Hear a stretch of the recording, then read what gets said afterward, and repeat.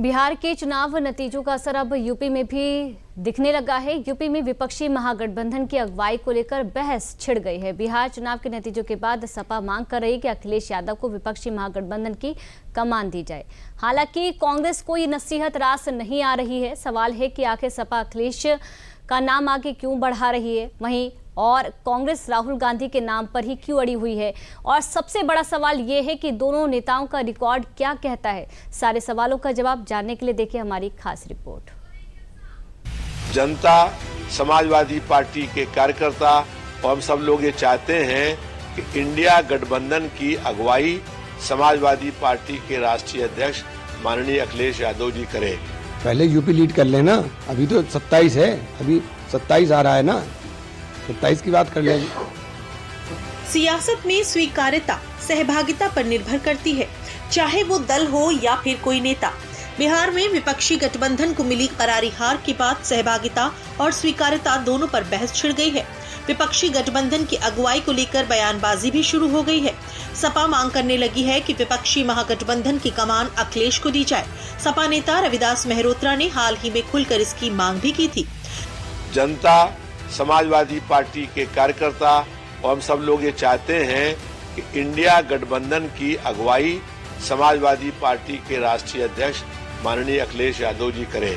बिहार में भले ही तेजस्वी यादव के विपक्ष का सीएम चेहरा बनाया गया था, लेकिन चुनाव कैंपेन की शुरुआत से ही राहुल गांधी विपक्षी महागठबंधन के पोस्टर बॉय थे। राहुल की अगुवाई में ही बिहार में वोटर अधिकार यात्रा भी निकाली गई थी। यही नहीं, कांग्रेस ने बिहार में करीब 61 सीटों पर चुनाव भी लड़ा था, लेकिन उसे महज 6 सीटों पर जीत नसीब हुई। बिहार में कांग्रेस को करारी शिकस्त झेलनी पड़ी। बिहार विधानसभा चुनाव में वोट शेयर 8.71% रहा। 2020 बिहार विधानसभा चुनाव में कांग्रेस ने 19 सीटें जीती थी। बिहार चुनाव में राहुल गांधी का SIR का नैरेटिव भी फेल रहा।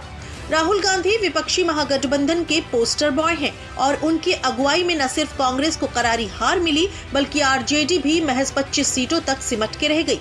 ऐसे में अगुवाई पर सवाल उठना भी लाजमी है, लेकिन कांग्रेस को न तो ये सवाल पसंद आया, न ही सपा का सुझाव। कांग्रेस सांसद इमरान मसूद ने सपा को महागठबंधन की कमान की जगह यूपी के चुनाव पर ध्यान देने की नसीहत भी दे डाली। पहले यूपी लीड कर ले भाई, पहले यूपी लीड कर लेना, अभी तो 27 है, अभी 27 आ रहा है ना, 27 की बात कर लेंगे। राहुल जी का कोई मुकाबला नहीं है। राहुल जी का कोई किसी से मुकाबला नहीं है। राहुल जी जितना उसके साथ लड़ाई लड़ते हैं, राहुल जी का कोई मुकाबला नहीं है। यूपी में साल 2027 में विधानसभा के चुनाव हैं, लेकिन महागठबंधन की कमान को लेकर अभी से बहस छिड़ गई है। लेकिन इस बहस के जड़ में सीटों की हिस्सेदारी है, जिसको लेकर बिहार में भी पेच फंसा था। यूपी में भी ये बहस नया नहीं है। बीते साल यूपी में 9 सीटों पर हुए उपचुनाव में भी कांग्रेस और सपा के बीच सीट बंटवारे को लेकर तकरार हुई थी। साल 2027 में भी राहुल और अखिलेश साथ चुनाव लड़ेंगे। अब इसको लेकर भी शंका के बादल मंडराने लगे हैं। नहीं, देखिए, मुझे ये इस फैसले के अंदर मैं तो कांग्रेस का सिपाही हूँ। मैं तो कांग्रेस का सिपाही हूँ। फैसला पार्टी को करना है, तो मैं इस बारे में मेरी कोई राय मायने भी नहीं रखती। मैं कह रहा हूँ ना कि ये फैसला पार्टी का है, पार्टी को लेना चाहिए। सबसे बड़ा सवाल ये है कि सपा के नेता क्यों चाहते हैं कि विपक्षी महागठबंधन की अगुवाई अखिलेश यादव ही करें, जो जवाब में लोकसभा चुनाव में यूपी के नतीजों के अलावा कुछ नहीं मिलता। क्योंकि लोकसभा चुनाव छोड़ दिया जाए तो अखिलेश यादव भी चुनाव दर चुनाव नाकाम ही साबित हुए हैं। सबसे बड़ा उदाहरण तो यूपी का उपचुनाव ही है, जहां सपा को करारी शिकस्त मिली थी। और ताजा उदाहरण बिहार है, जहां अखिलेश यादव सीएम योगी के सामने बेअसर रहे थे। बिहार में यूपी के सीएम योगी आदित्यनाथ ने एनडीए के लिए 31 चुनावी सभाएं और रैलियां की, जिसमें 31 में से 27 उम्मीदवार जीतने में कामयाब रहे। सीएम योगी का बिहार चुनाव में स्ट्राइक रेट 87% से अधिक रहा।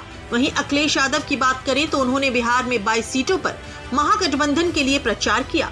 अखिलेश यादव ने जिन 22 सीटों पर प्रचार किया, उनमें से सिर्फ 2 सीटें ही जीती। उनका स्ट्राइक रेट मात्र 9% रहा। इन आंकड़ों के हिसाब से तो अखिलेश यादव की दावेदारी में भी कोई दमखम नहीं दिख रहा है। यही वजह है कि कांग्रेस अभी भी अपने नेता राहुल गांधी का बचाव कर रही है। लेकिन एक बात तो तय है, चाहे बात विपक्षी महागठबंधन में सीट बंटवारे की हो या फिर महागठबंधन के अगुवाई की, यूपी की सियासत में बवाल होना तय है।